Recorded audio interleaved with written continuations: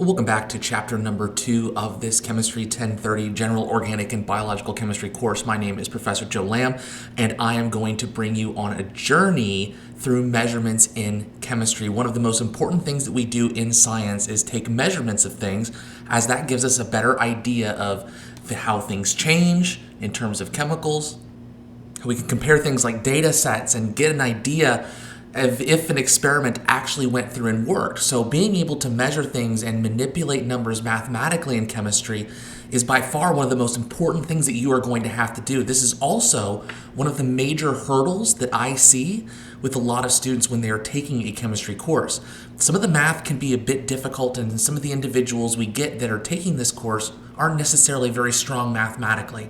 It's my job and my goal for all of you to be able to breeze through the math in this course. You are going to have some type of scientific or graphing calculator with you in order to be able to do some of these calculations. So this part of the unit, this part of the course is going to be very, very math focused and very math heavy. But why?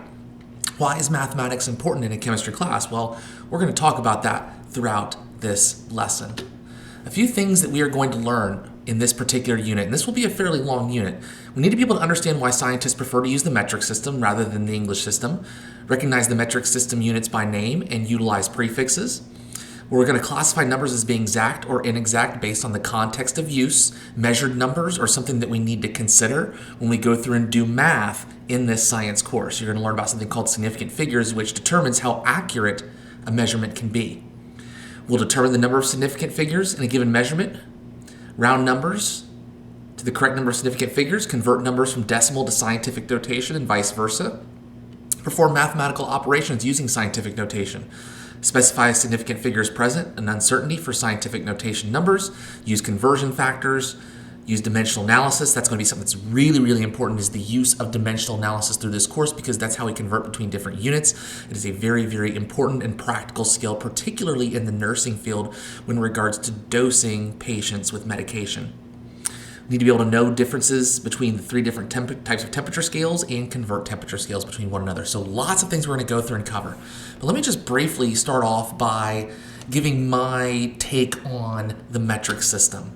And the first thing I want us to take a look at is this map here. And you can probably already get an idea of what is unique about the three countries here that are highlighted in red. So we have the United States on the left-hand side. We have Liberia, which is in Africa. And then we have Burma/Myanmar, which is located on the right side, southeastern side, rather, of Asia.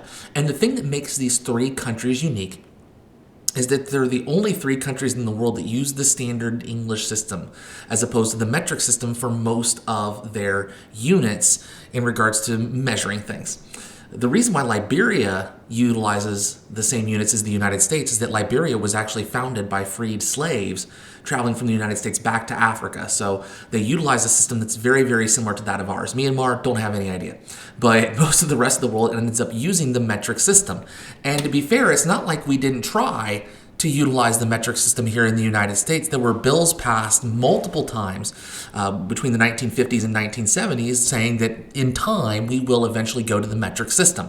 Unfortunately, that never really happened here, but you can see that there are some places in the United States that have both the English and the metric system being used. You can see quite a few speed limit signs here that represent different values of speed, one in kilometers per hour and the other in miles per hour. The one in the bottom left-hand side here, you can actually see fairly close to where we're at. If you're in the general Cincinnati area, that sign is actually very, very close to I-75, I-71 interchange just south of Cincinnati. And you can even see close to the U.S.-Mexico border, kilometers were being used as well. So it's not from a lack of trying. There was a lot of effort put in order to try to get us to go to the metric system. Unfortunately, it just never really panned out one way or another. We tend to be when we learn something in school, we tend to kind of keep with it. We don't really like change. That's just the nature of humans. We try to keep with things that we're comfortable with. So metric system didn't quite get to where it needed to be. I bring up some cultural impacts here because this brings up a very interesting story.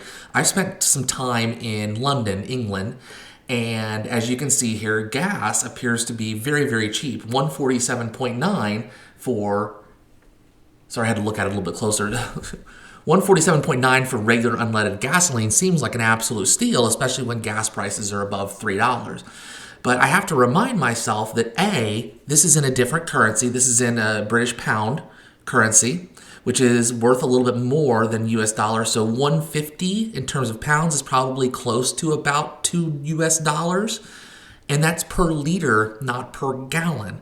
So that makes a difference as well, is because there's about 3.8 liters in 1 gallon. So you take 2, you multiply that by 3.8, you end up close to paying more than $7.50 US per gallon of gasoline in the United Kingdom. So it's very important to take these things into consideration when you go overseas. Another example of that would be if you were to go to Canada, many things are weighed. So let's say you're buying some produce or something like that. Most things are in Canadian dollars per kilogram as opposed to American dollars per pound. So it requires a little bit of math in order to figure out if you're getting a good deal or not. You're paying more than what you normally would. Maybe you're paying less than what you normally would.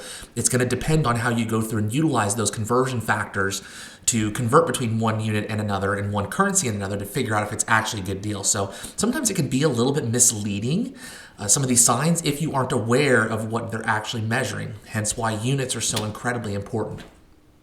What we have here are a set of blueprints. The one on the left side is for a 3-bedroom, I believe 2-bath American household. And on the right-hand side, this is actually a blueprint from a house that was to be built in Australia. And you notice on the left-hand side here, when we look at blueprints in the United States, a couple things that we need to take into consideration. First off, there are 2 units that are associated with each measurement. You notice that the very first unit, let's say we take a look at the garage here, it says 21 feet 5 inches. So there's 2 separate units that are actually being used in order to figure out the distance that this particular garage or the area that this garage needs to be built. If we take a look on the right-hand side here, you notice that they're in much, much smaller units. That's why the number is much larger here. And that is because these are measured in millimeters. A couple of things with that. First off, a millimeter is much, much smaller than that of an inch. So there's there's much less room for error. You get a more exact, precise measurement when you measure in millimeters because they're much smaller than that of inches. In fact, I was reading somewhere that by utilizing millimeters as a way to measure dimensions in a house, that the amount of waste that's used, the amount of material that needs to be taken away that can no longer be used, is the size of a wheelbarrow. And you've probably seen construction sites in the United States where they have gigantic, huge garbage trucks that are taking away loads and loads of natural resources that could be used for a variety of things. So I've always found that very, very interesting that on the right-hand side here, using millimeters, a very, very small unit of measurement, provides a much greater accuracy in terms of the measurements, so you get less error in general. And then secondly, less waste. Less waste is actually used in the process of building the home. In terms of sports impacts, there's actually been a game, a college football game that was metric. That is, it required 10 meters to get a first down as opposed to 10 yards to get a first down. And a yard is about 36 inches. A yard is 36 inches. A meter is a little bit longer than that, it's about 2 inches longer. So when we talk about American football, it is literally a game of inches at times. So having just that small difference there can actually make a huge difference in play calls and how we approach certain scenarios when we talk about how we participate in American football. And if we take a look at the conversions between different units using the metric system versus the English or imperial system. The metric system uses prefixes to modify base units to make them either larger or smaller. So for example, if we were to use meter for some of these, a meter, like we said, you can think of a meter very similar to a yard. A kilometer, you put the root kilo in front, that changes the length of the unit. So a kilometer is 1,000 meters or 0.62 miles. It's a way to measure much longer distances. If we get down into the decimalized ones down below, it's a way to measure much smaller distances. When we look at the imperial system, the conversions are not as clean. If we go back to the metric real quick, they're all based off of the number 10. So you can see how there's a multiplication factor of 10, then 100, then 1,000, etc. So everything is base 10, which makes it very, very easy to convert between. When we look at the imperial system, nothing is base 10. Everything is measured in very, very different amounts. You know, there's 12 inches in a foot, there's 3 feet in a yard, there's 5,280 feet in a mile. It can be a little bit confusing if you don't have all of those memorized, but with the metric system, It's all base 10, which makes it very, very easy to use. And secondly, all of those prefixes work for base units for different measurements. So for example, we can use the same units when measuring liters. So if you want to measure a very, very small amount of volume, you could measure in milliliters or centiliters as opposed to liters. You put those prefixes in front of the base unit, and it completely changes the amount of material that you are going through and measuring. I liked this meme here. I thought this was quite good. This course is very meme heavy. I think I just find it amusing as somebody who's approaching 4 years old. I had to get into the meme scene. I didn't have to, but I wanted to.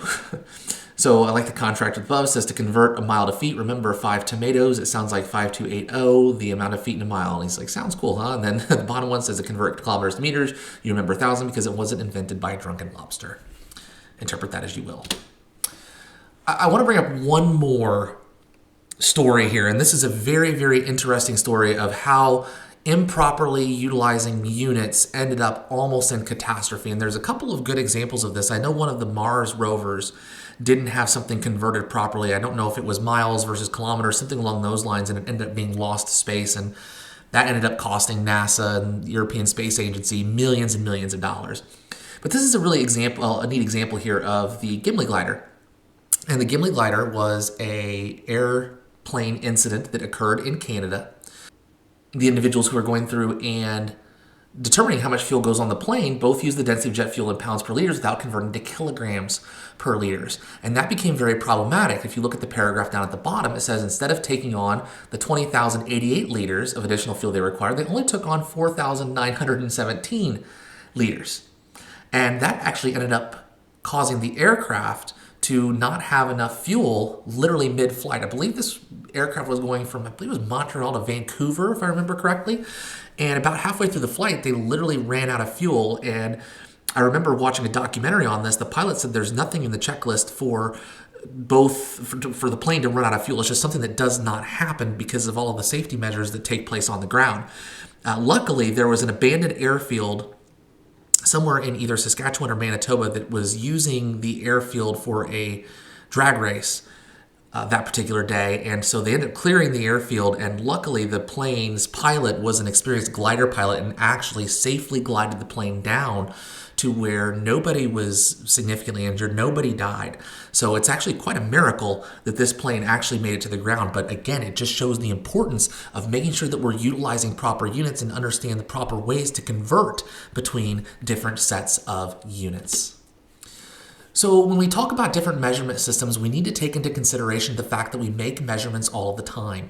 Measurements are the determination of dimensions, capacity, quantity, or extent of something. It is something that we do in our day-to-day lives all the time when we're doing things like cooking, when we're doing chemistry in chemistry labs. Taking measurements is something that's very important. If you're a carpenter, you're building something, all of those measurements are very, very important. In the United States, we're more familiar with the English imperial system of measurements, which makes teaching chemistry a bit more challenging in the United States than it does in some other countries, because we have to actually go through and teach the metric system. Whereas in places like Canada and the United Kingdom, the metric system is already pretty standard, so it's well known before students even get to chemistry class. The rate of conversion is very slow, and I put slow in quotation marks because it's pretty much non-existent, since it's a voluntary conversion in the United States from English to the metric system. And one of the reasons why we use the metric system is because of the simple conversions. If you remember what I just showed you previously, we just shove a prefix in the front of it, and it completely changes the value of the measurement that we are actually taking. And I've provided another example here in Hawaii that shows that at some point in time we have attempted to slowly go to the metric system, but unfortunately it's not something that we're probably going to see anytime in the near future. So the metric system again uses a basic unit for each type of measurement. Adding a prefix to the base units alters the unit. So meter, we can put a prefix in front of it. Centimeter, it becomes something different. Millimeter becomes something different. And again, what is nice is that this prefix works with any and all of the base units. Now we're going to primarily take a look at 3 base units in this class. We're going to be measuring length in meters, we're going to be measuring volume in liters, and we're going to be measuring mass in grams. So by adding a prefix to each of those, that tells us the mathematical meaning, and it changes how much of the material we're actually going through and measuring. We'll do some practice with these conversions and determining what they mean here in just a little bit. So So let's start talking about each of the individual base units that we're going to be focusing on as a class here. And I did mention 3 of them. I mentioned meter, liter, and gram. The first one we're going to take a look at is the base unit for length, which is same as distance, and that is a meter. A meter is abbreviated with the letter M, and adding the aforementioned prefixes changes the unit. So when we add these particular prefixes, it changes the length. And what you have here are equivalent values for each other, meaning that these are the same distances, they're just measured in different units. It's like saying that there's 12 inches in a foot, right? It's the exact same distance, but they're measured in 2 separate and different units. And that's the same for what we have here. And one thing I want you to notice is that the number 1 goes with the unit with the prefix every single time. And that's how I go through and teach it, is I put the 1 with the prefixed unit, so that way you don't have to remember which way the conversion goes. So in this instance, 1,000 meters is equal to that of 1 kilometer, which is kind of how other countries measure miles, so to speak. A kilometer is not exactly a mile, it's 0.62 of a mile, but it's a fairly long distance. Centimeter is 0.01 meter, or you could also say that 100 centimeters is equal to that of 1 meter. Centi, you can think of the word cent. There's 100 cents in a dollar. There's 100 centimeters in a meter. And then the term milli, there's 1,000 years in a millennium. That root milli means 1,000. In this case, we've gone through and put the 1 with the derived unit, though, or the unit with the prefix in front of it. So 1 millimeter is 0.001 meters, or you could also say that there's 1,000 millimeters in 1 meter. If we take a look at length, the meter is just slightly larger than a yard. I try to put these things in perspective so that way we kind of have a general idea of what the length is. 1 meter is about 1.09 yards, or about the length of a baseball bat, if you want to think about it that way. The base unit for mass, the amount of matter, is measured in grams. There's about 454 grams in a pound, so a gram is a much smaller unit than that of a pound. One thing that people get confused with when we talk about mass versus weight is that they do not actually mean the same thing, even though we very frequently utilize the terms interchangeably. Weight is the measure of the force of an object due to gravity, so it's a little bit different. Mass just refers to the amount of matter something has. So for example, if I were to hold my calculator on Earth or on the moon or on Mars, well, first off, I'd suffer from lack of oxygen, but it would have the same mass because the calculator does not change the amount of matter it has regardless of where we're located. But things have different weights based off of gravity. Gravity on the moon is about 1/6 of that of the gravity on Earth. So if I were to step on a scale on the moon, I would weigh about 1/6 of what I normally would on Earth. So it's a little bit different in terms of mass and weight. Just make sure you utilize the terms correctly. Again, a gram is a very small unit when compared to that of a pound. 2 pennies, 5 paper clips, a marble have masses of about 5, 2, and 5 grams respectively. You do see masses in grams on food packaging in the United States, so that can help you get an idea of roughly how much a gram is. I do tend to like the 454 grams in a pound is just kind of my way to mentally convert it. The base unit for volume is a liter, and volume just simply refers to how much space matter takes up. 1 liter is equivalent to that of about 1,000 milliliters, and another term that we'll use here is cubic centimeter. Sometimes you see that as cc or cm cubed. 1 milliliter is the same as 1 centimeter cubed. And the reason why we have a couple of different units for this is because it is dependent upon what state of matter we are measuring things in that determines what unit we utilize for volume. Again, they mean the same thing, so you don't have to worry about a tricky conversion or anything like that. Volume of a solid is often measured in cubic centimeters, and cubic centimeters would just be the length times the width times the height. Often you find clinical lab reports have such units as things like milligrams per deciliters of blood. You do see these derived units quite a bit when you look at clinical lab reports and medical reports and things similar to that. And again here, I just have an example of a clinical lab report. The patient's name is I am healthy. They are male, 37. It's pretty close to home because I'm a little over 37. But you can see here that the units that are being used are standard metric units. Milligrams per deciliter, very common here. We have grams per deciliter. You're going to see these units a lot as you continue to work through your nursing practicum and nursing courses. So it's probably good to go ahead and get used to them now. So what I have here are just a couple of questions just to make sure that we check for understanding. It first asked you which of the following sequences are the metric system prefixes listed in order of decreasing size, meaning things are getting smaller. And the last one there says which would be appropriate unit to measure the volume of a teaspoon. So take a couple seconds on that and we will go through and answer those questions here in just a moment. So hopefully you've taken the time needed to go through and answer these questions. Let's start off with the first one. Which of the following sequences are the metric system prefixes listed in order of decreasing size? So we're getting progressively smaller here. So the best answer here is going to be A. A milli represents a smaller amount than that of centi. So that shows decreasing in size. The other two are increasing in size. Second question there says, which would be an appropriate unit to measure the volume of a teaspoon? Now, the first thing we're measuring volume. Volume is measured in liters. So you need to really think about which of those answer choices is going to give you the best representation of a teaspoon. A teaspoon is very small. And a liter, you can think of like a 2 liter of Coca-Cola. A liter is not going to be an appropriate size. A kiloliter is larger than that of a liter. So the best answer here is going to be B, a milliliter. Liter would be our metric base unit for volume. Consider the limited amount of volume there is in a milliliter when compared to that of a liter. So B is going to be your best answer choice here. It does take some time to understand this system and how we can determine relative amounts of things and compare them to things that we know in the English system. But again, with practice, you'll be an expert at it in no time. So let's talk a little bit about numbers and how we think about numbers from a chemistry perspective. We categorize numbers in science in two specific ways. The first is an exact number, and that is a number whose value has no uncertainty. It is exact. So for example, when we say that we have a dozen of something, there's no inexact nature to a dozen of something. A dozen is always 12, regardless of whether it's a dozen eggs, a dozen remote controls, a dozen pens. It all means the same. A dozen means 12. It's exact. When I'm counting students in a classroom, there's not a decimalized student. The number of students in my classroom is an exact number. An inexact number is a number that has some degree of uncertainty, and it's very, very important. I put this in bold here, is that any measurement will have some uncertainty. Anytime you're taking out a device and measuring something with it, there's always going to be some level of uncertainty. The level of uncertainty is dependent upon the tool that you're utilizing to measure the material. Let me give you an example. So first, we need to figure out which of the following contains an exact number. Again, I'll give you a minute to think about this. First part here says the thickness of a sheet of paper is 0.0045, the size of a paper sheet is 8.5 by 11, and the number of sheets of paper in a ream is 500. So think, which of these have to be measured and which of these do not have to be measured? Take a moment, come back, and we will give you a response.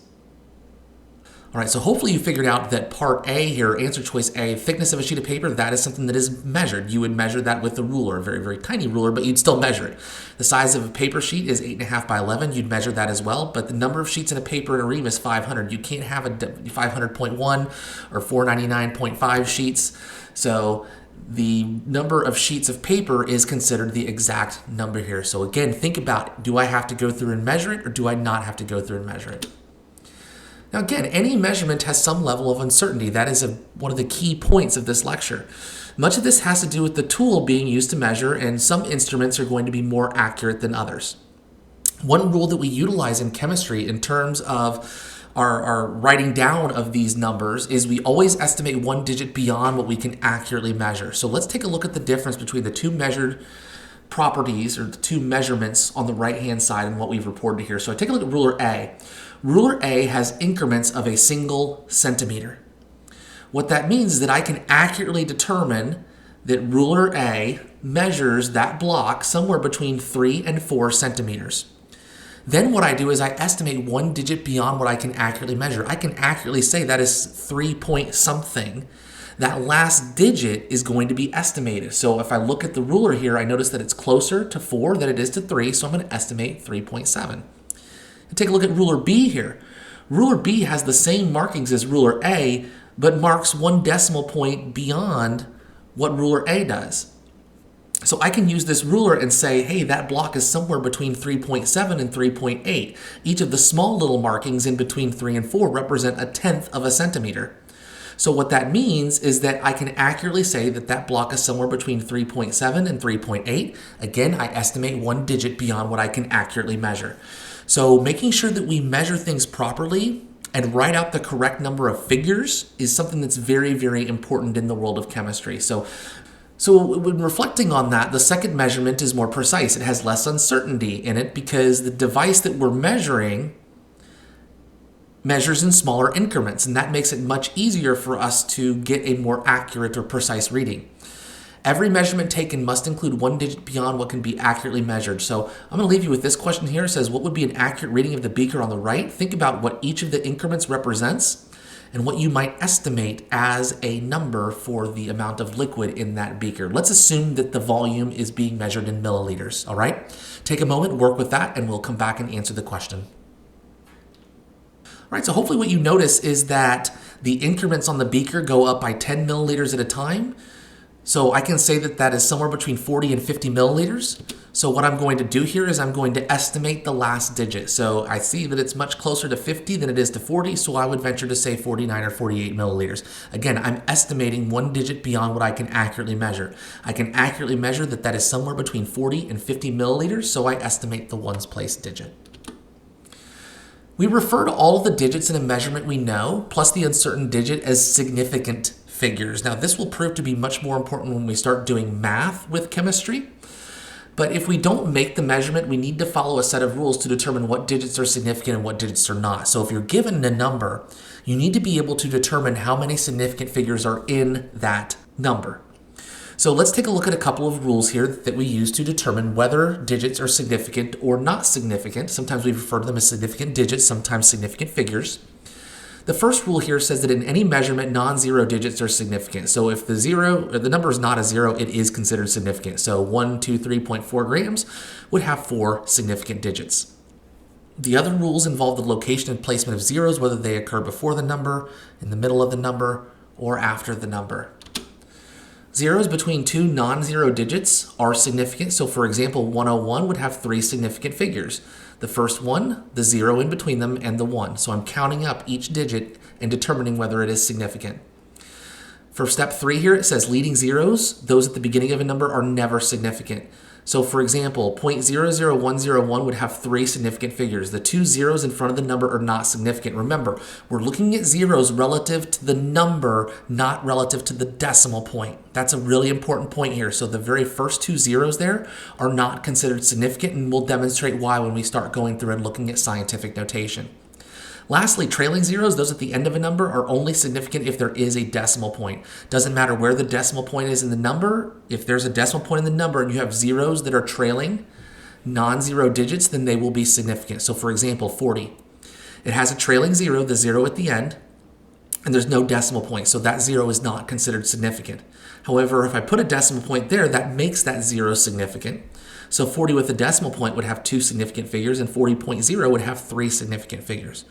So again, it does take some time to understand how we go through and evaluate significant figures, but as you continue to practice with it, you recognize that really the only tricky part is figuring out if the zeros are significant or not significant.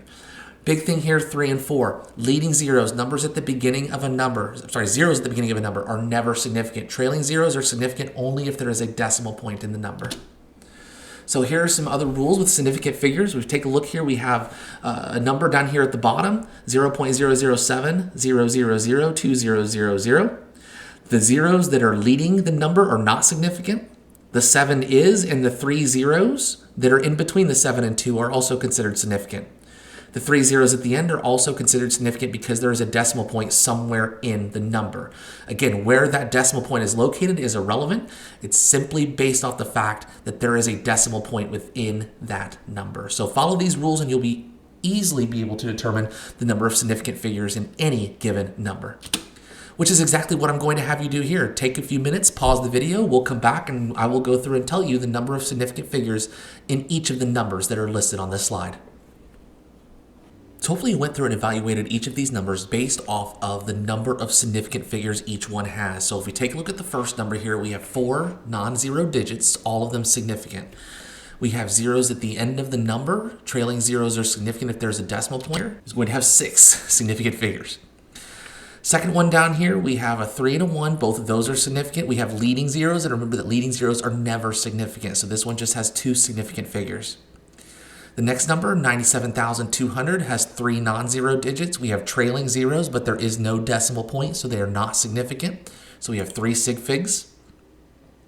637, 3 non-zero digits, all of them significant, so 3. 620 with no decimal point is 2. 620 with the decimal point is 3. Remember, that decimal point makes that trailing 0 significant. 620 with an extra 0, again, all 4 of those digits are significant. Trailing zeros are significant if there is a decimal point. Let's look at the next number, 0.00340. You have 3 leading zeros that are never significant, a 3 and a 4, and then a trailing 0, and that trailing 0 is significant because there's a decimal point. So 3, 4, and 0 are significant. We have 3 sig figs. 10, we have 1 non-zero digit and a 0 at the end. Trailing zeros are not significant if there is not a decimal point, so just 1. 0.0003430, you have 3 non-zero digits and 2 trailing zeros that are significant because there's a decimal point, so 5. 3, 4, and 9 are non-zeros. You also have a 0 that's in between 2 non-zero digits, so that means that it has 4 significant figures and 1 has 1. So again, just continue practicing with those. Go through and remind yourself of the rules. Make sure that you practice with the rules because, again, they become very important when we go through and round our math to appropriate significant figures. So anytime we do any mathematical operations in chemistry class, we need to take into consideration the number of significant figures that we have when we start doing the math. When measurements are added, subtracted, multiplied, or divided, the operation should not change the certainty of the number. And calculators don't do a good job of maintaining the certainty of the number. It really just gives it as detailed of a number as possible. So what that means is that when we punch things into our calculator and do math and chemistry class, we are going to need to do some rounding. There's 2 primary rules that are associated with rounding. If the first digit is to be deleted, is 4 or less, then simply drop it off and all of the following digits. So let's say we wanted to round 3.7216 to 3 significant digits. We're going to start counting significant digits from the left until we get to 3. So what that means is that the 3, the 7, and the 2 are considered significant. The next digit is a 1. So because it is 4 or less, we round down, so the number we're going to round to is 3.72. If we repeat the same process, but the first digit to be deleted is 5 or greater, we're going to drop it off and all of the following digits and raise the last kept digit by 1. So for example, 3.7256, again, if we want 3 significant figures, 3.72, so the 3, the 7, and the 2 are considered significant. The next digit is a 5. Because that digit is 5 or greater, we're going to drop them all and we're going to round that 2 up to a 3. So that way the value is 3.73. So again, it's important to not only know the rules with significant figures, but also be able to round them appropriately as well. Here are a couple of more practice problems for you. Take a moment, pause the video, and then we will come back and discuss the correct rounding rules for these. We're going to round them to 2 significant figures. Take a moment, figure that out, and we'll be back in just a moment. For A here, we have 25.4, so we're going to round it to 2 significant figures. So the first 2 significant figures we're going to take a look at, so 2 and 5, are the first 2 significant figures in this number. The next number is a 4. Remember, if it's 4 or less, we round down, so that number is going to be 25. For B, remember, we need to count the first 2 significant figures. Leading zeros are not significant, so we're going to count the 4 and the 5, and then we need to determine the next number, whether we round up or round down. Because it's 5 or greater, we're going to round up, so that 0.45 for the 2 significant figures is going to be rounded up to 0.46. 432,115, same rule here. We're going to count the first 2 digits as significant, so 4 and 3.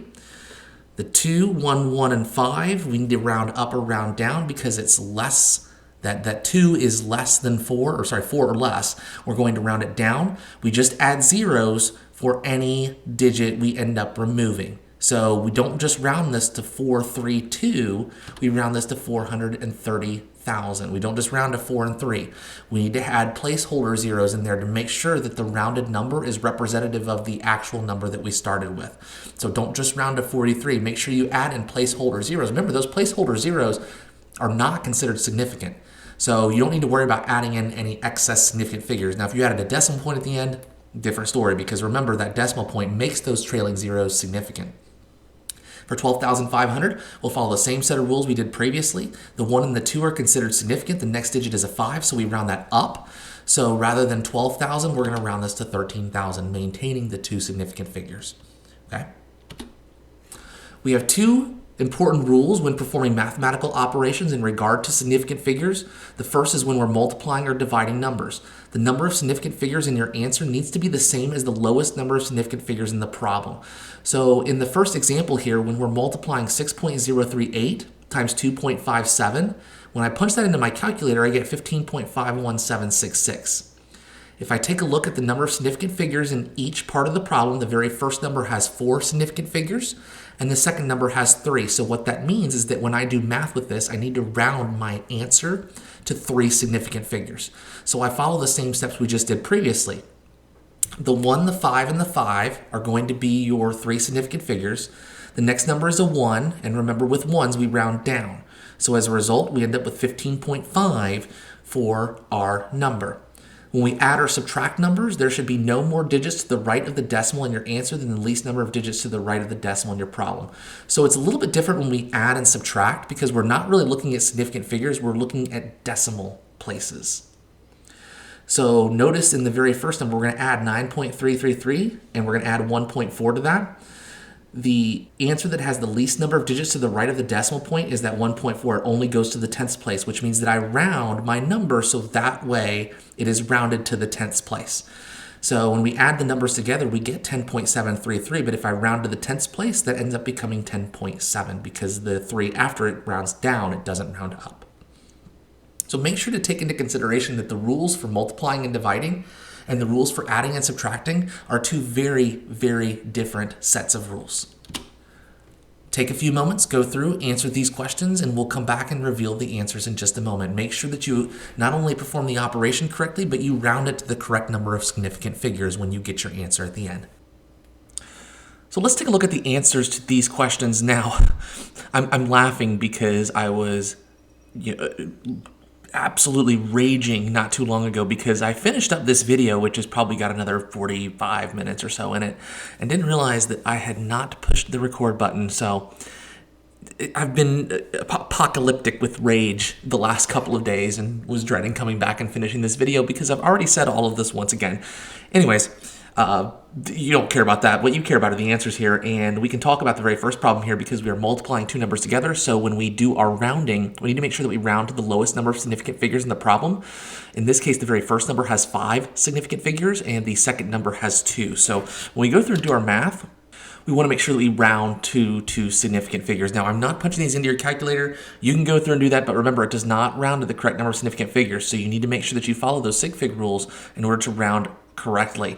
In the second problem there, we're going to do the exact same thing because we are dividing. Remember, multiplying and dividing, we round our answer to the lowest number of significant figures that we started with. So in this case, the very first number has 4 significant figures. The second one also has 4. So when we do our math, we're going to go ahead and round it to 4 significant figures as well. For the third problem here, remember the trailing zeros are significant. So those 3 zeros at the end of that 6 and the 3 zeros at the end of that 4 are considered significant, so both of these have 4 significant figures. So when we round again to 4 significant figures. Remember, when we're adding or subtracting, the rules are a little bit different. Remember that we're rounding to the number that has the lowest possible decimal place. So all 3 of these are tenths place, so when we get our answer, we're going to round it to the tenths place. So if we do that, we end up with 11.2. Now in the second problem here, we have some subtraction and some multiplication, but hopefully you remember your order of operations, your PEMDAS. Please excuse my dear Aunt Sally. However you remember, it's perfectly fine. We're subtracting in the very first part of the problem because we are dealing with the number in parentheses. So we're going to go ahead and round that to the tenths place. So when we subtract, we end up with 3.9, and then when we multiply these two numbers together, the number that ends up being in the parentheses only has 2 significant figures, so we round it to 2 when we go through and finish out our multiplication. So really make sure that you understand, A, how to determine the number of significant figures that are given in a particular problem, and additionally, make sure that you have the ability to determine how we round significant figures. Remember that multiplying and dividing, we round to the lowest number of significant figures in the problem.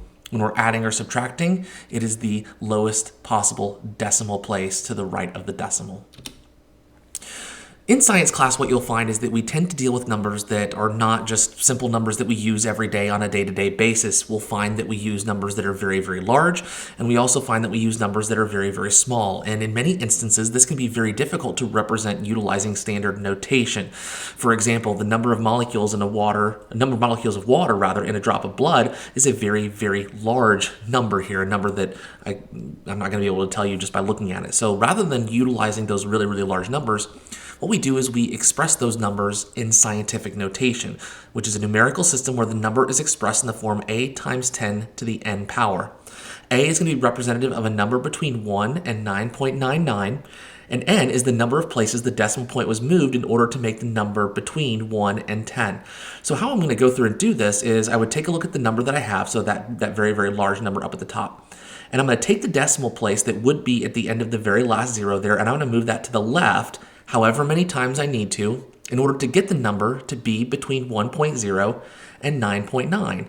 And so I move that decimal place over to the left a significant number of places until I get to where that n number is between 1 and 9.9. Then the n value is the number of places the decimal point was moved in order to make the number between 1 and 10. So I'm not going to count off, 3, 6, 9, 12, 15, 18, 19, 20, 21. So I move the decimal place to the left 21 spots. That number is clearly greater than 1, so n is going to have a positive value based on the information on the bottom of the slide here. A positive n value means that the number is greater than 1, and a negative n value means that the number is less than 1. So if you're trying to consider whether the exponent is positive or negative, consider whether the original number that you had is greater than 1 or less than 1, and that will help you be able to go through and figure all of that information out. So once again, I have a number here. That number becomes 1.6 times 10 to the 21st. I have a number up at the top as well. We refer to a as the coefficient. We refer to the number of times we move the decimal point as the exponent. The two key components of this are making sure that you understand that you move the decimal point to the right of the first non-zero digit. We move that decimal point until we get the number between 1 and 9.9. And then the exponent number is just how many places you move the decimal. Remember that that exponent number is going to be positive if your number is greater than 1, and it will be negative if your number is less than 1. We have two numbers here that we converted from standard into scientific notation. So the first number here is 93 million. We end up moving the decimal point to the left 7 places to end up with 9.3. That's times 10 to the positive 7th because 93 million is a positive number, or a number rather, that is greater than 1.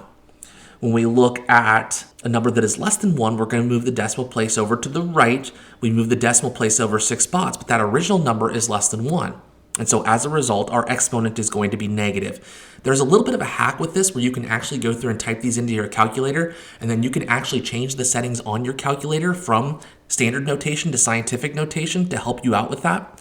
Unfortunately, I can't show that to you because every calculator does it just a little bit differently, and I'd hate to lead you down the wrong path. But if you have any questions on that, feel free to just leave a comment or let me know, and I'll be happy to show you how to do that on your calculator.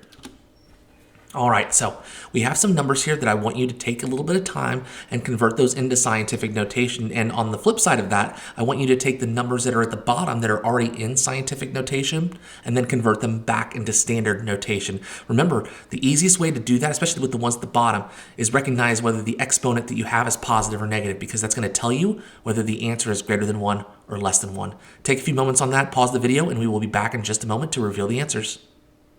All right, so the very first answer here, 93 million, we are going to move that decimal place to the left. We're going to move it a total of 7 times, and the number becomes 9.3 when we do so, and that's times 10 to the 7th. Again, it's a positive exponent because our number is greater than 1. For the second one here, we're going to move the decimal place over to the right 5 spots.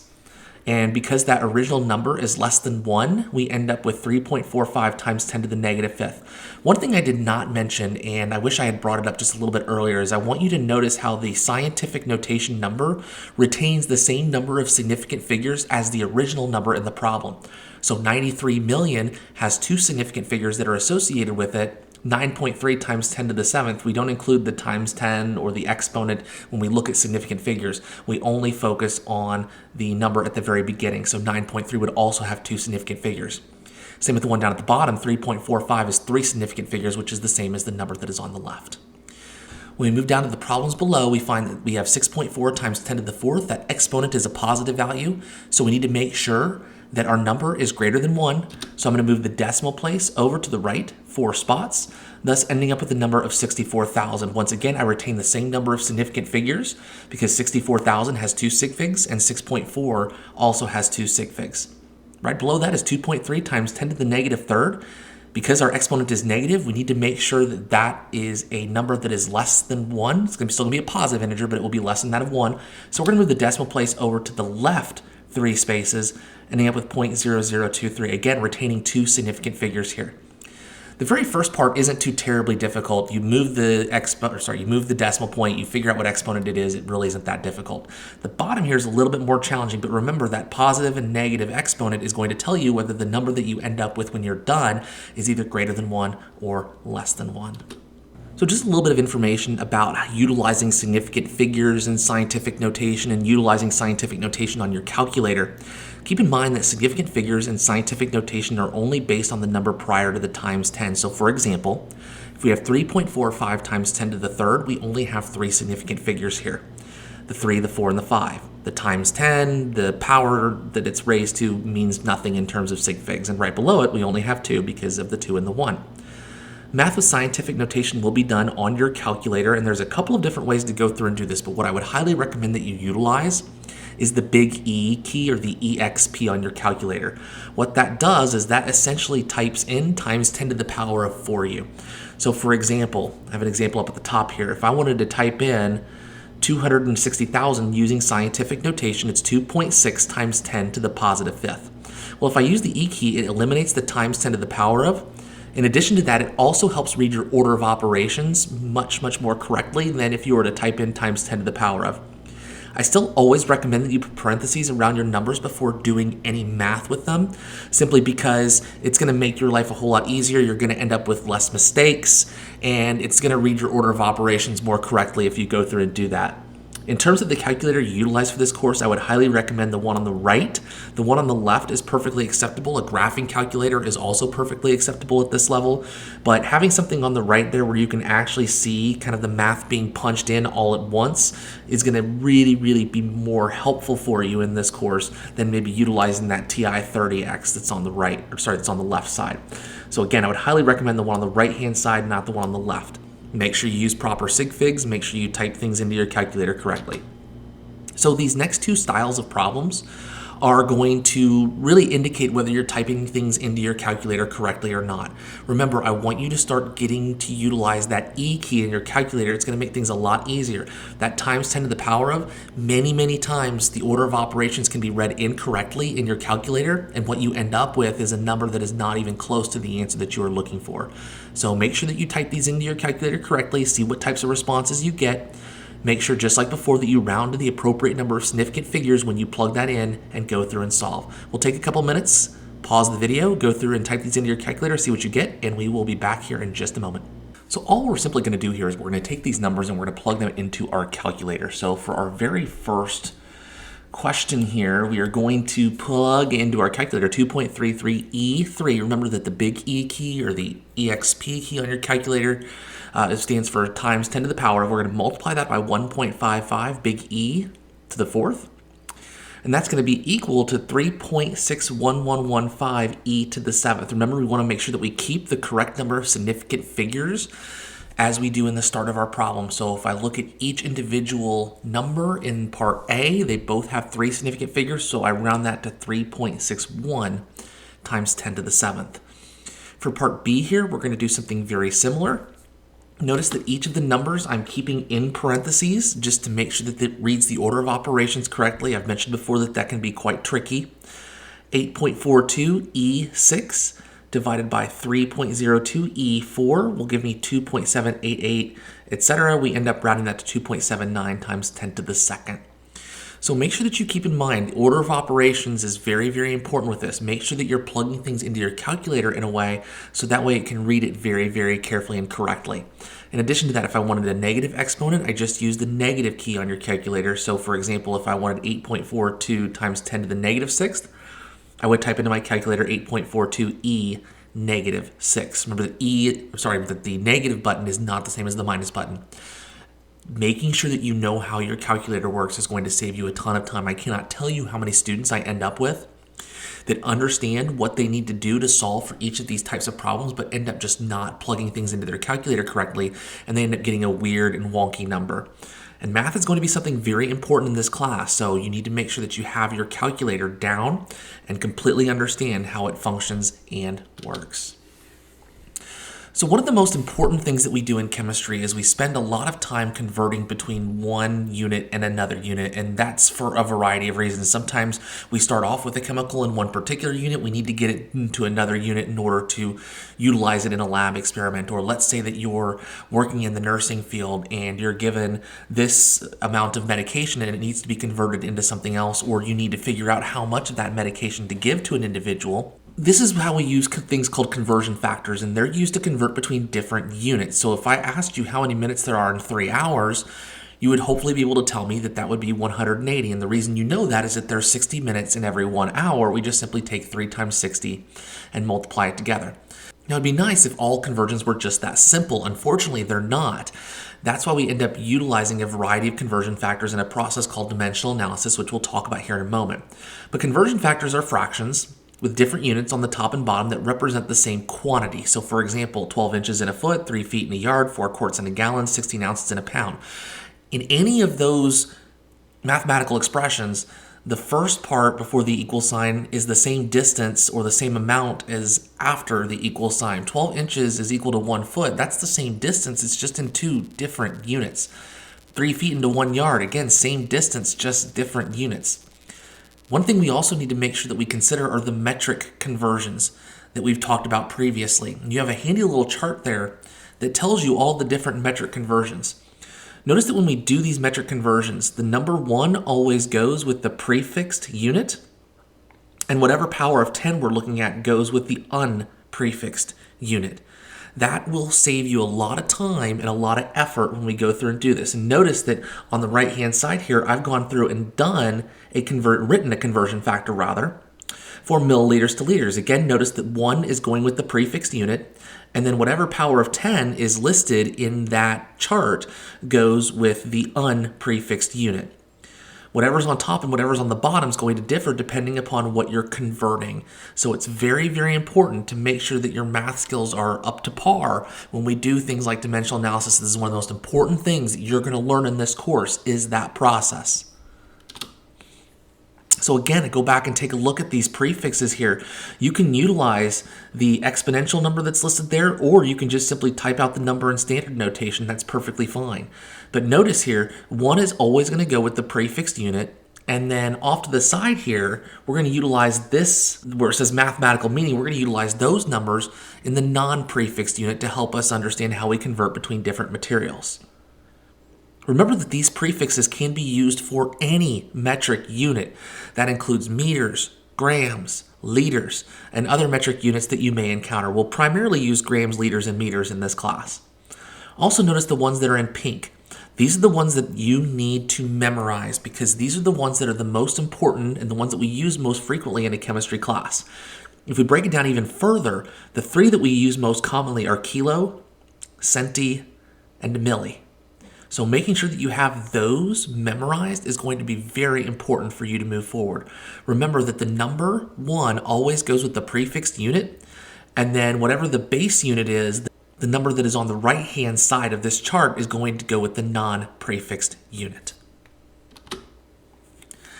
And there are a variety of different conversion factors that are out there that you can utilize to convert between different materials. So take a look at the inch to centimeters one on the top of the chart listed.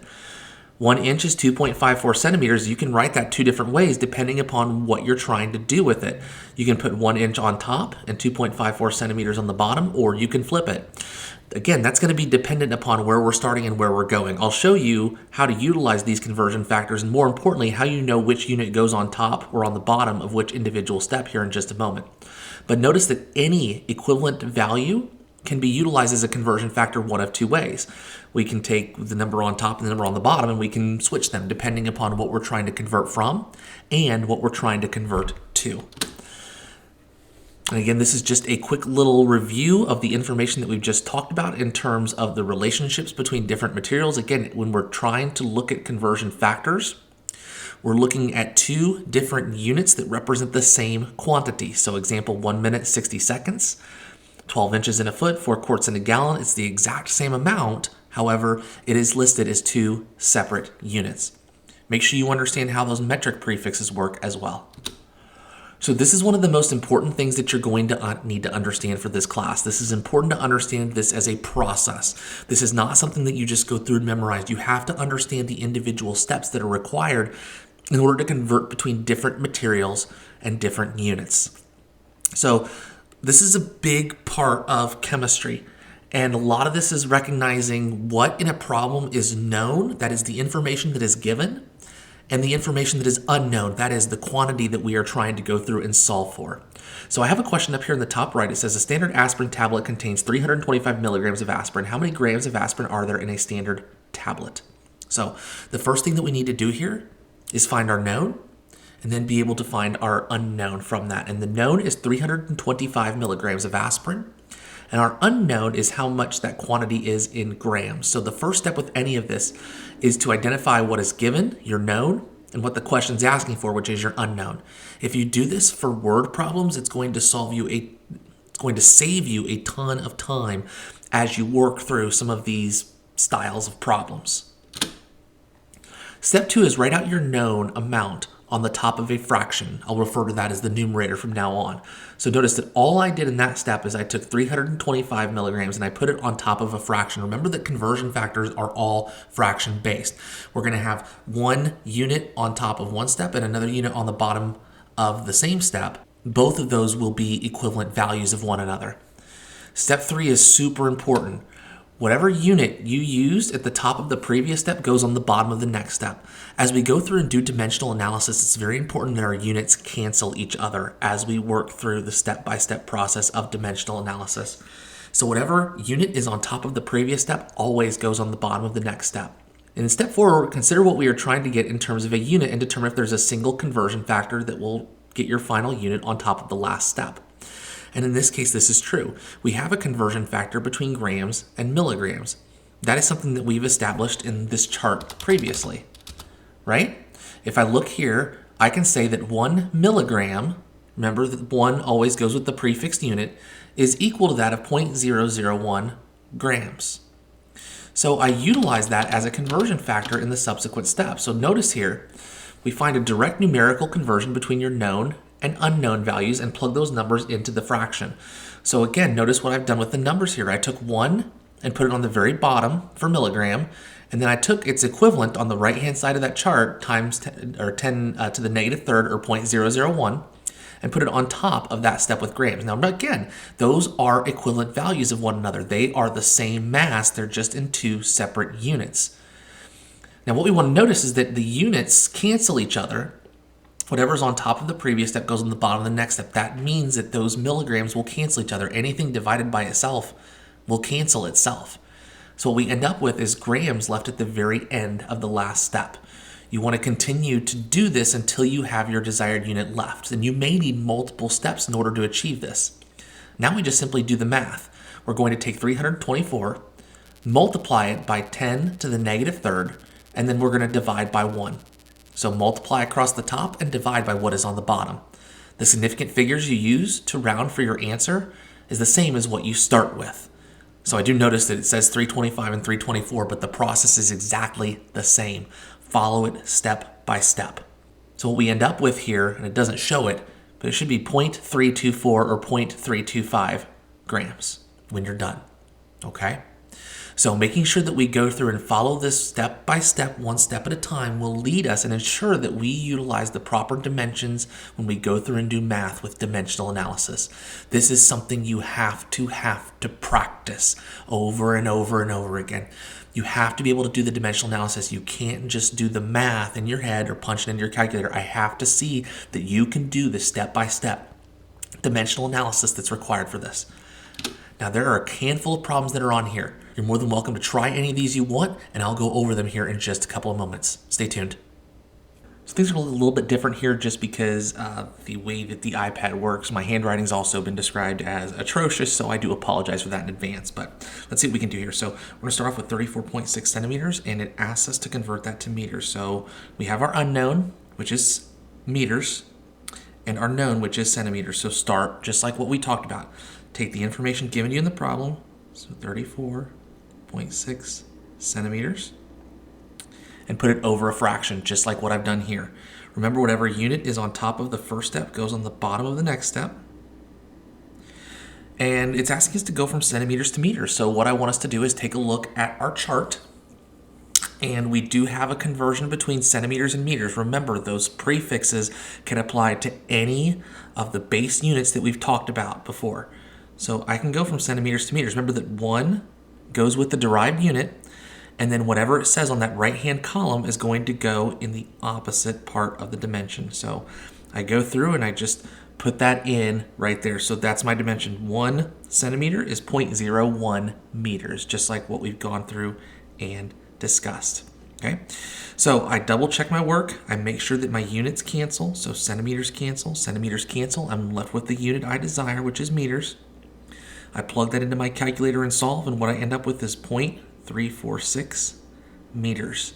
Again, notice that I keep the same number of significant figures. So there's 3 sig figs over here, and there's 3 sig figs over here. So making sure that you go through and take it one step at a time. Just think about what we've talked about. Think about how these individual steps work, and you'll do just fine with this. Let's continue on with this next problem here. It says 1.68 meters to kilometers. Again, identify what you're starting with and where you're ending, and start with the information given you in the problem. So 1.658 meters. Put that on top of your fraction. Whatever unit is on top of the first step goes on the bottom of the next step, so meters. I go and look at my chart. I find that there is a direct conversion between kilometers and meters.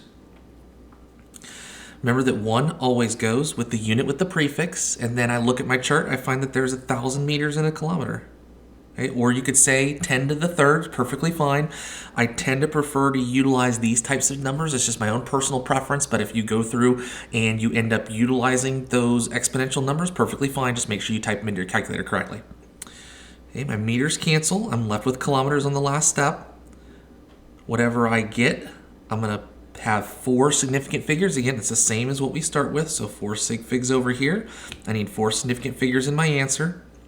So we divide that out, and what we end up with is 0.001658 kilometers. Again, retaining the same number of significant figures from when we started with on the left-hand side here. Next problem says centimeters to millimeters. So again, start with the information that's given to you in the problem. So 0.389 centimeters. Whatever unit is on top of the first step goes on the bottom of the next step. Now, if I look at my chart, I do not have a direct conversion between centimeters and millimeters. I can go from centimeters to meters, though, again, based on the information in the chart.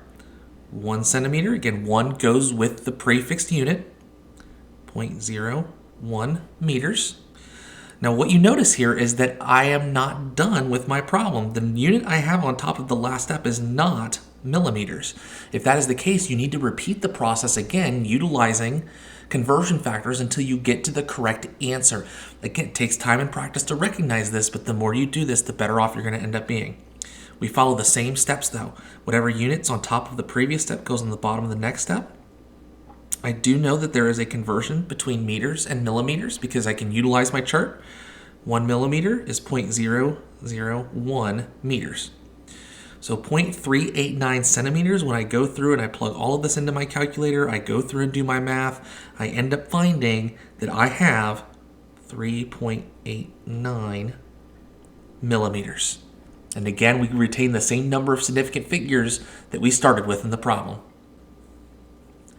Last question here, 91.23 meters to millimeters. We're going to do the exact same thing again.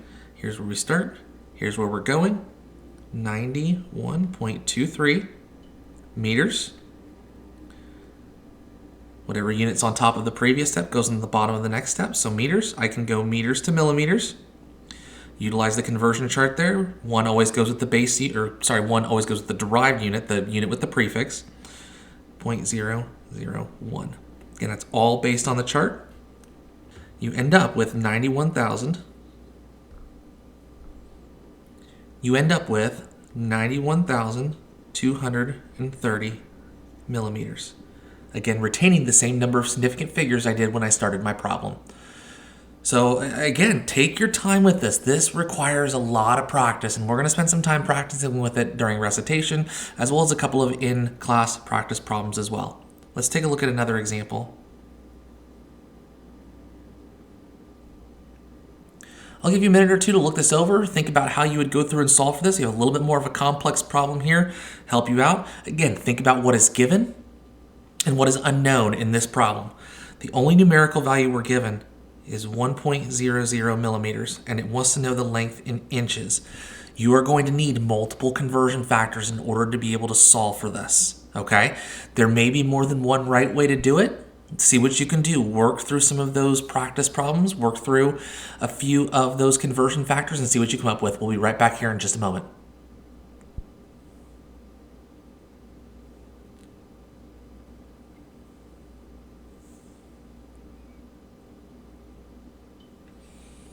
So once again, there are multiple ways to go through and solve this problem. I don't have a conversion factor sheet in front of me at the moment, but I do know of one way I can go through and do this. Again, start with what's known here. So 1.00 millimeters.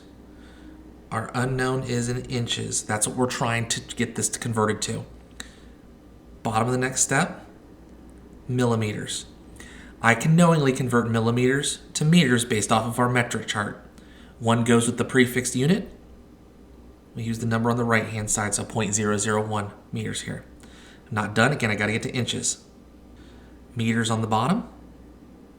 This time I'm going to go to centimeters because I know the conversion factor between centimeters and inches. Any conversion factor that is a non-metric one that I didn't discuss previously, I will give you. So you just need to make sure that you know how to utilize them. You don't have to go through and memorize them all.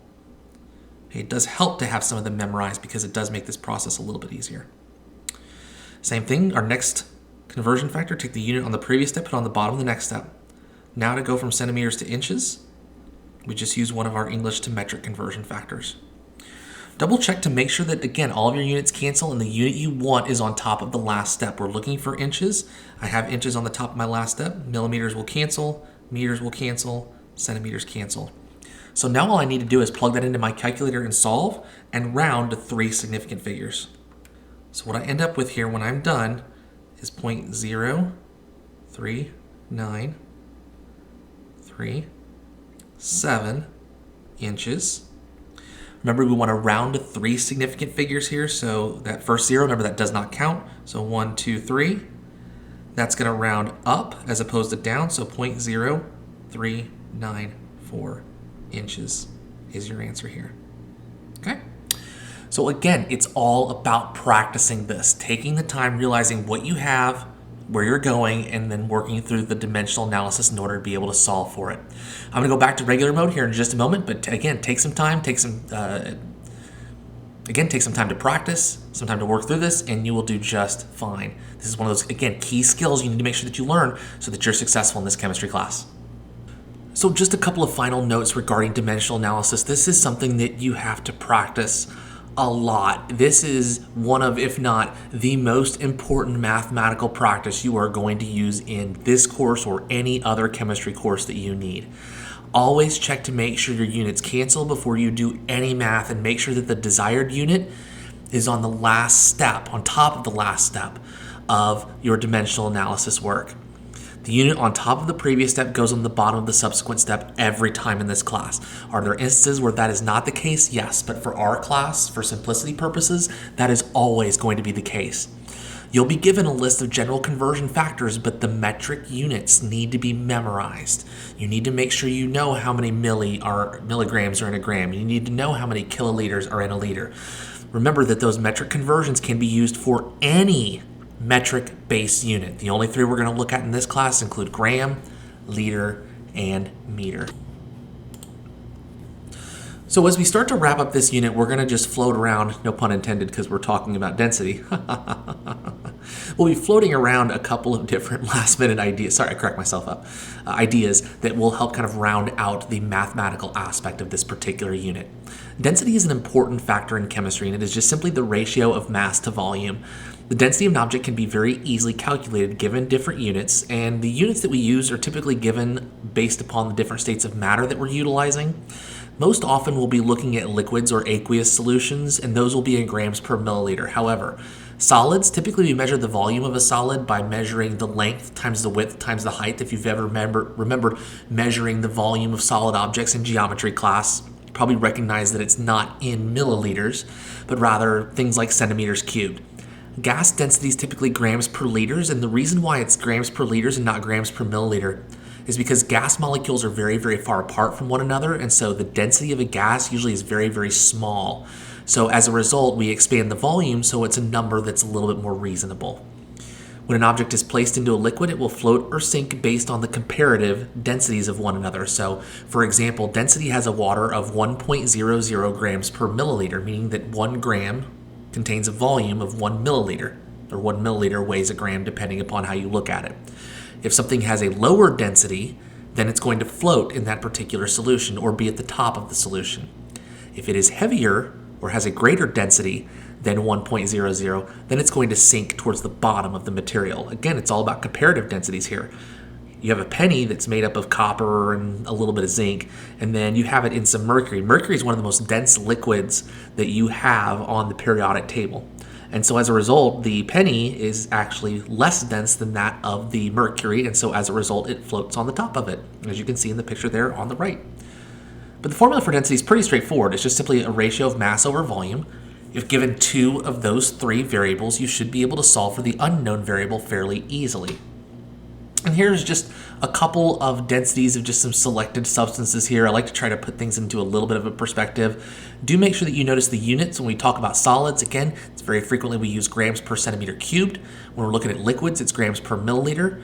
And when we look at gases, it's grams per liter. So just make sure that you are aware of the units that you're utilizing when you go through and do this. And be sure that you're putting units on everything. I know I haven't emphasized it enough, but a number in chemistry does not mean anything unless a unit is attached to it.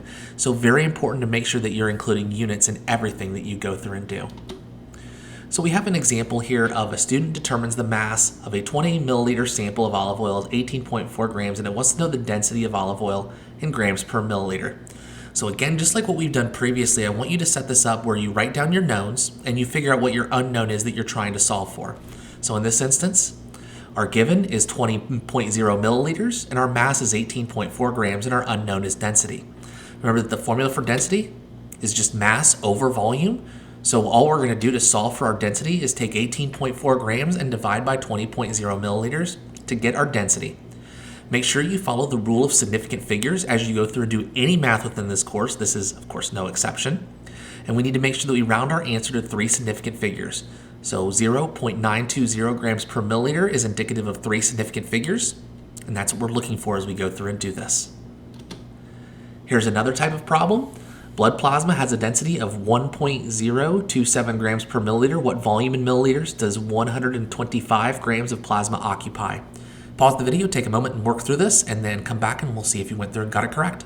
All right, so again, set it up exactly how we did previously. Density equals 1.027 grams per milliliter.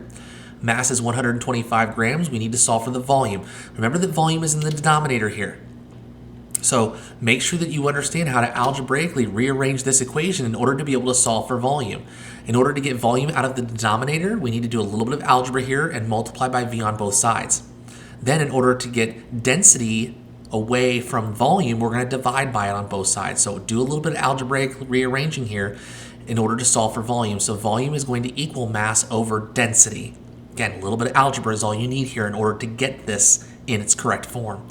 Now all we do is we take our math, plug it in. So volume is equal to 125 grams divided by 1.027 grams per milliliter. And our volume ends up being, when we go through and calculate it, 121.71373 milliliters. Again, we use the rule of significant figures here. The very first number in that problem, 125, has 3 significant figures, while 1.027 has 4. So we round to 3 significant figures for 122. An easy way to check to make sure if you did this correctly is simply take the mass divided by the volume that you get and see, do I actually get the density that's given to me in the problem? You can always go back and check your work to make sure that you've gone through and done each of these individual problems correctly. The last thing I'm going to focus on in this particular unit is the concept of temperature. Temperature is simply a measure of kinetic energy and the tendency of which energy is transferred from one object to another. Literally, when we measure the temperature of something, we're measuring how fast those molecules are moving. Something that is very hot is going to have molecules moving faster because they have more energy than something that feels cold because those molecules have less energy and therefore are moving not quite as fast. When you touch something that feels really, really cold, the reality of the situation is that energy is actually being transferred from your hand to the cold object. So energy is actually leaving your hand to the cold object. Thus, your hand feels cool to the touch. And the opposite is true if you touch something that's warm. If you're holding on to something that's warm, the reason it feels warm is because the thing that you're touching is warmer than that of your hand. So energy is being transferred from the object to your hand, and so your hand ends up feeling warmer. This happens until the temperature of both bodies ends up being the same. It's a concept that's called thermal equilibrium, beyond the scope and sequence of this course, but just a little bit of an idea of what temperature actually is. 3 different temperature scales that we use frequently. Most commonly, we use the Fahrenheit scale in the United States. Most of the world tends to utilize Celsius scale. And then there's also another scale that is called the Kelvin scale, which we'll talk about in a minute. But for Fahrenheit, boiling point of water is 212 degrees Fahrenheit, body temperature 98.2 degrees, freezing point of water 32, lowest temperature negative 460 degrees Fahrenheit. So why are the temperature scales different than one another? Well, the boiling point of water and the freezing point of water were primarily used in order to determine the different scales. In Celsius, for example, boiling point is 100 degrees Celsius and freezing point is 0 degrees Celsius. So there's 100 degrees between boiling and freezing. If we take a look at the boiling point of water and freezing point of water in Fahrenheit, it's 180 degrees. So if we do a little bit of math there, we figure out that there's a difference in the size of the degree. 1 degree Celsius is roughly 1.8 degrees Fahrenheit, in addition to the fact that the freezing and boiling points are different than one another. So the start of the scale is a little bit different as well. It's one of the reasons why temperature conversions is so important, because we want to make sure that we're accurately determining what temperature we have. So again, a couple of different ways we can take a look at the temperature scale here. We have Celsius, Fahrenheit, and Kelvin. Kelvin we'll talk about here in just a moment, but notice the differences between Celsius and Fahrenheit here. Normal body temperature for Celsius is 37 degrees Celsius. Normal boiling point of water in Celsius is 100, freezing point is 0. One of the reasons why I like utilizing the Celsius scale is it's from 0 to 100, not 32 to 212. I know that it's easier for us to understand Fahrenheit because of just the world that we live in, but for chemistry purposes and for science purposes, we're primarily going to be utilizing Celsius and Kelvin for our math. Conversions between temperature scales are important when examining data and utilizing different formulas. So if we take a look here, we have a couple of different ways that we can convert between different temperature scales. You'll always be given these. You do not have to memorize them. But notice how we convert between Fahrenheit and Celsius and the numbers that are involved with it. The equation's fine, but the numbers do have meaning. So for example, if I want to go and convert to Fahrenheit from Celsius, notice what I have to do there. First thing I need to do is multiply by 9 over 5. Well, if you take 9 over 5 as a fraction and convert it to decimal, it's 1.8. If we go back and think about one of the differences between the Celsius and Fahrenheit scale, one of the key things we discuss is that 1 degree Celsius is 1.8 degrees Fahrenheit, and that's why that number is there. In addition to that, the difference in freezing point, with Celsius it's 0 and with Fahrenheit it's 32. That's a reason why we have to add 32 once we go through and do the math with it. So all of these numbers do have meaning. Kelvin, for example, Kelvin we are going to utilize quite often in our gas unit. And the reason we utilize Kelvin is because the lowest possible temperature you can get in Kelvin is 0. That's where the term absolute 0 comes from. We have no negative numbers when we're measuring things in Kelvin. And that's nice when we end up going through and doing math that are associated with gases, because we would end up with like negative pressures or negative volumes, things like that, and we don't think about those types of things. So as a result, in order to convert between Celsius and Kelvin, you add 273. If I need to convert between Fahrenheit and Kelvin, I must convert to Celsius and then take that Celsius number and convert it to Kelvin. So the body temperature of a person with a high fever is around 104 degrees Fahrenheit. What is the temperature in Celsius and Kelvin? Utilize the formulas on the previous page, plug in, do a little bit of algebra, and solve, and we'll be back with you here in just a moment. So we're going to go through and do the math here. The first thing I need to do is get that Celsius temperature. So simply we're going to plug in 104 in for degree Fahrenheit and just do a little bit of math. Follow the order of operations, take 104 and subtract 32 from it, and then multiply by 5/9. We end up with 40 degrees Celsius. In order to convert that to Kelvin, simply plug it into the Kelvin formula. Take the 40 degrees Celsius, add 273, and get 313 Kelvin. I'm not too concerned about significant figures when we're doing math with temperature at the moment, okay? Don't focus on that too much. Just make sure that you can plug in and get those numbers and solve. So that's going to wrap up this unit. I know it's a bit tricky. I know that there's a lot of things that we covered in this unit in regards to math, but the simple fundamental math basics, that's what we've covered this entire unit. We need to make sure that we have these down before we go through and do any more complex or complicated math later on when we go through and do some more intense chemistry a little bit later on. I appreciate you guys watching. Thank you so much. Leave a like if you want to do so. Feel free to comment. Feel free to subscribe if you wish to do so. And thank you for watching. Take care, everybody. We will see you soon. Bye, everyone.